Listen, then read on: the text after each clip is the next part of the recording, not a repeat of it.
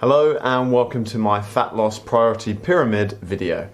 I want to talk to you today about the things that you need to prioritize first to maximize your fat loss. Whenever we talk about fat loss, we're not talking about total weight, we're talking about specifically body fat.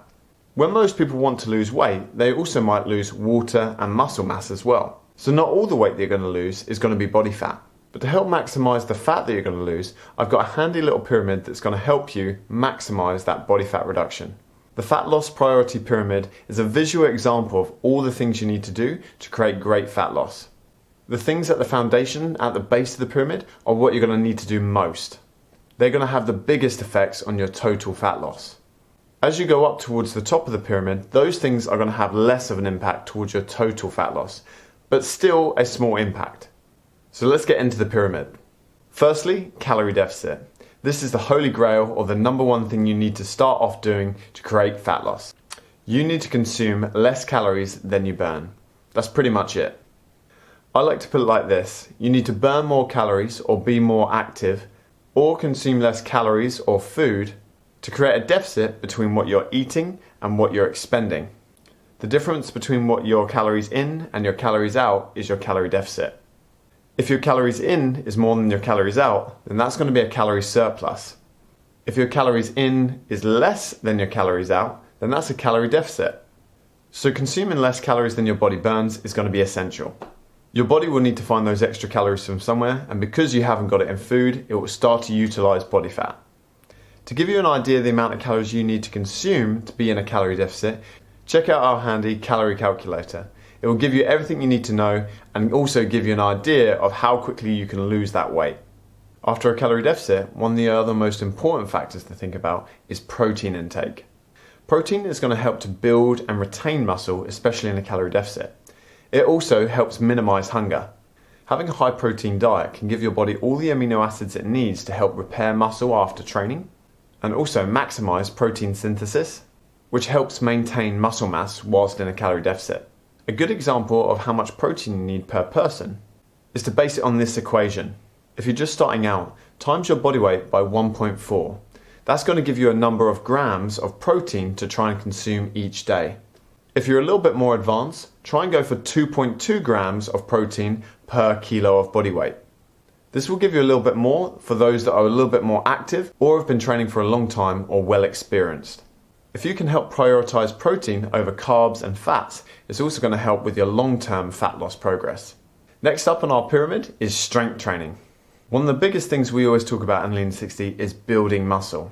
And muscle is important to help keep your metabolic rate high, which helps you burn more calories day to day at rest. Also, keeping a good muscle mass and a good muscle tone is important for most people. Most people want good muscle definition, and we don't want to be just skinny fat, where we have an average to high body fat but low muscle. A higher muscle mass percentage is going to help with that lean tone look that most people are looking for. Strength training can be anything from body weight exercises to in-gym workouts using weights or dumbbells or even machines, to even bands or plyometric movements. Those strength training movements done 4 to 5 times a week, done for 30 to 45 minutes, are massively going to help your overall strength improvements. Try and focus on progressive overload by increasing the weight or increasing the amount of repetitions you do over time.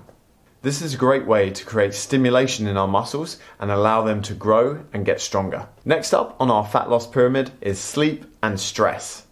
When it comes to recovery, you've really got to optimize your sleep and minimize your stress. Making sure you get adequate sleep daily is going to help manage your recovery from your workouts, also help you manage cravings for food, and also help stabilize your energy levels throughout the day. And vice versa, if you don't get enough sleep, that can induce stress. Or if you have a high stress life or a high stress job, these can also influence your food choices and your commitment to your goals. It's a lot harder to maintain your nutritional program when you're anxious, have stress, or sleep deprived. For most people, you need about 7 to 9 hours of sleep per night. This is going to be individual to you. Some people can function well on 7, some people need more. Try and see day to day how you feel based on how much you've slept, and record your energy levels based on the amount of sleep you had.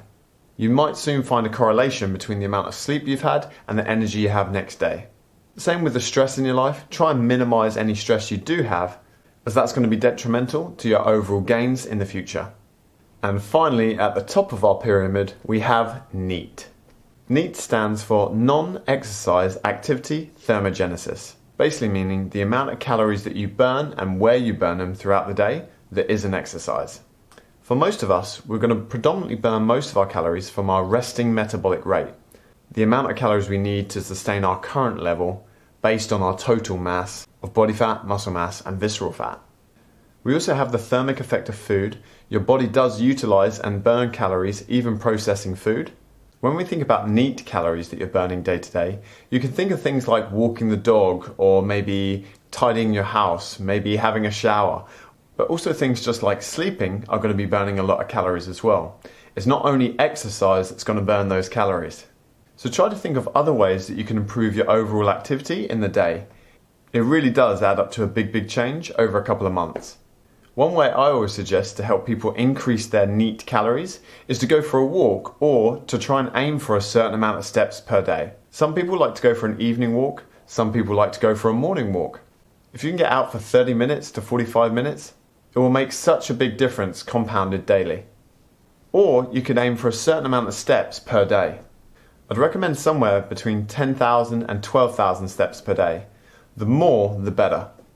Things like mowing the lawn, doing DIY around the house, maybe playing with your kids, all those things are going to be burning calories throughout the day that aren't exercise. And there you have it, that's my fat loss priority pyramid. Just remember, the things closer to the bottom are going to be the foundation of your fat loss. They're going to have the biggest effects at the rate at which you lose body fat. The ones at the top are going to have less of an effect, but they are still important. And hopefully that's helped to give you more confidence when it comes to reducing body fat. Thanks for watching, and see you soon.